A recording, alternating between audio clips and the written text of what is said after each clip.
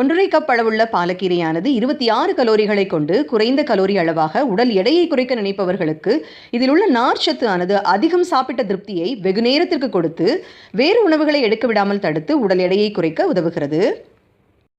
1 cup அளவுள்ள பாலக்கீரையில் 1.83 microgram அளவு iron என்கிற இரும்பு சத்து இருப்பதால் மிகச்சிறந்த சத்துமிக்க கீரையாக அனைவருக்கும் உள்ளது. மாதவிடாய் கொண்ட பெண்களுக்கு இரும்பு சத்து உள்ள கீரையாக பாலக்கீரை உள்ளது.